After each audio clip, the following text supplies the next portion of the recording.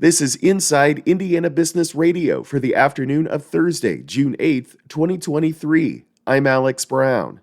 The Sony DADC plant in Terre Haute was once churning out millions of CDs, DVDs, and video games each year, but with demand dropping, the plant is now pivoting and looking to market itself to manufacturers in the medical device and automotive spaces. Senior Vice President Chad Bolin. It's really been a very enlightening and kind of exciting year from where we started really last July and said, okay, let's start really pushing this to where we are at today, where we are seeing a lot of interest in people wanting to, partner with Sony. The 1.3 million square foot facility, which currently employs 300, has a clean room where the plant formerly manufactured discs that the company said would be ideal for medical device manufacturing. The plant opened in 1983 and produced the very first CD ever made, Bruce Springsteen's Born in the USA. Today, the plant still packages and distributes the majority of PlayStation consoles and video games in North America. The University of Notre Dame said today that Director of Athletics Jack Swarbrick will step down in the first quarter of 2024. NBC Sports Group Chairman Peter Bevacqua is set to take over as AD next year, but will begin preparing for the role next month as Special Assistant to the President for Athletics.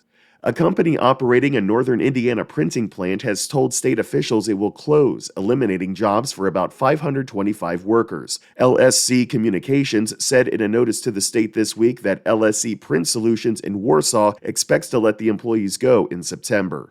LSC Communications did not provide a specific reason for the closure. The company has been struggling due to a steady decline in demand for long-run catalog and magazine printing. From the number one source for Indiana business news, this is Inside Indiana Business Radio.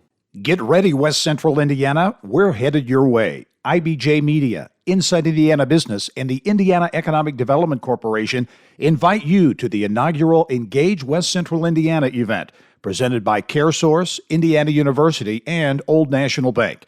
Tuesday, June 20th at Holman Center at Indiana State University. We'll be diving into talent, education, and other issues shaping the regional economy. More at ibj.com/engage. An Indiana farmer and business owner testified in front of the U.S. Senate Agriculture Committee yesterday, asking lawmakers to make federal programs accessible to small farmers when considering this year's Farm Bill.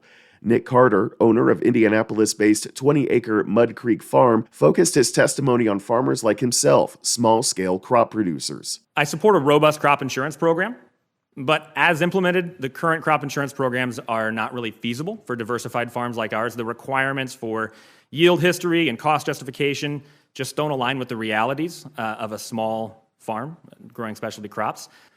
However, resources for specialty crop growers cannot just be at the State House. The Farm Bill is a perfect opportunity to show support for these producers. A major issue surrounds crop insurance, which Carter asks to be expanded to include specialty crops and enhanced whole farm revenue protection insurance with levels of affordable coverage and safety nets. The Farm Bill dictates national agriculture, nutrition, conservation, and forestry policy for the next 5 years.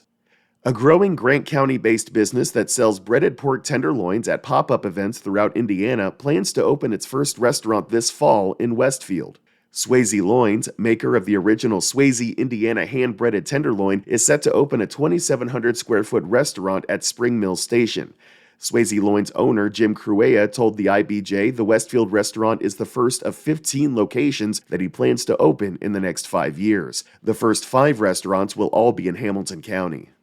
The Indiana University Board of Trustees has approved a 3% tuition and fee spike for undergraduate in-state students at all IU campuses. The decision comes after the university established a new simplified fee structure that includes many fee eliminations and reductions. Executive Vice President for Finance and Administration, Dwayne Pinkney. Since the undergraduate tuition increase applies to all students, the overall undergraduate expenses will not be lowered.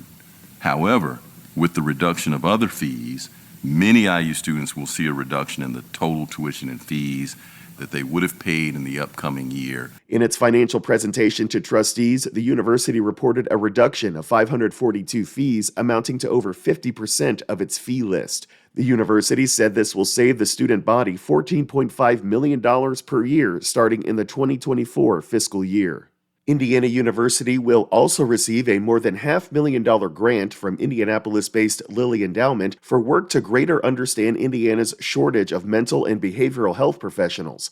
IIB's Kate Sharon has the story. A project at IU's Bowen Center for Health, Workforce Research and Policy, a data and research-driven service and research hub on the Indianapolis campus, will investigate why the state is not producing enough specialty healthcare workers to meet the demand through exploring the post-secondary pipeline.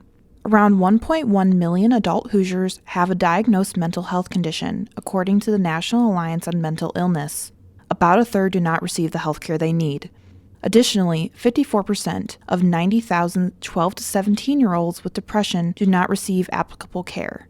Despite incentive programs to attract more healthcare professionals to become state-licensed medical and behavioral health providers, Center Director Hannah Maxey said the situation has not improved and threatens Hoosier youth from receiving the help they need.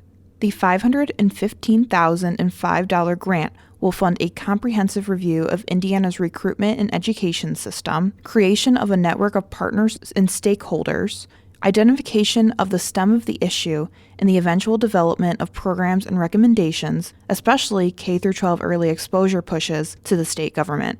The project will also produce a publication called Playbook for Enhancing Indiana's Mental and Behavioral Health Workforce, with recommendations to better and expand the state's mental and behavioral health workforce.